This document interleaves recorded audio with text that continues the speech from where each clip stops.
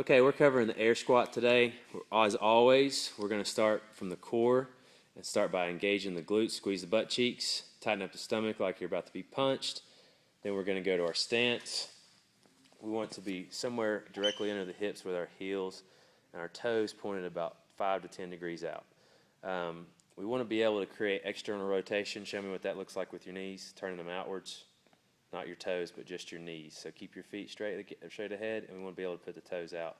The more we toe out, go ahead and toe out a lot, we lose the ability to create torsion in the knees, and we don't have as much stability in our squat. So we're going to avoid toeing out as much as possible, okay?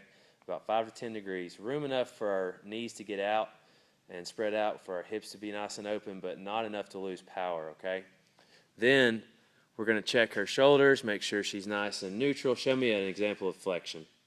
Leaning forward, yes. And show me an example of overextending. And now let's get nice and neutral with the upper back. Good. Same thing. We've already got the lower back intact, but show us an example of flexion with the lower back, a little more with the butt. There we go. And now overextension with the back, which you do all the time. See that? And now show me neutral. Squeezing the butt cheeks is a way to keep people like Catherine that tend to overextend neutral. So squeeze your butt cheeks and engage your stomach. From there, we want to think about starting this motion by breaking the hips and pushing them down and back. We're going to sit down and back with this movement. Okay, show me that just real slowly. Start pushing your butt down and back. As she's going down and back, we're keeping the weight on the outside of the heels, pointing the knees outside as far as possible, outside the toes. Head remains neutral. Lower back remains neutral. Upper back remains neutral. Her goal is to be as vertical as possible in this position. So try to crank that body up a little bit, Catherine. Vertical, vertical, vertical. Not bad. Get a little bit different angle here. Notice that her toes are not toed out too much, but her knees are driven out like crazy, okay? Good. Couple common faults on the air squat in the bottom position here. One, the big one, is the lumbar curve in the lower back. When she gets down too low here for her mobility limitations, see how that back rounds? That's called a butt wink, or tucking the butt up under. The basic point here is we're in flexion. It's okay to an extent with an air squat, but if you get in this flex position with weight on your spine, it's going to be a dangerous situation. So what I'm going to tell her to do to correct that is, one, just, Catherine, be aware that you're flexed and tighten up right there. And two, don't have her go down as low, okay? Ultimate goal in the air squat is for this hip crease to be below her knee joint. Show me that. See how that hip crease is below her knee joint now? Get even lower. Good.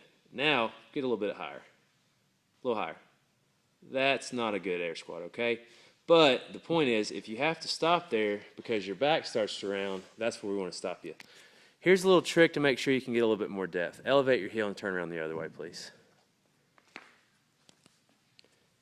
Other way. So for those of you who are having trouble getting depth on that air squat, here's a little tool you can use. You don't want it to become a crutch. You don't want to do it all the time. But if you elevate your heel, you're going to be able to get in that full depth position a little bit easier, okay? Show me a couple here, Catherine. Good. Now come up. Now let's talk about tempo real quickly.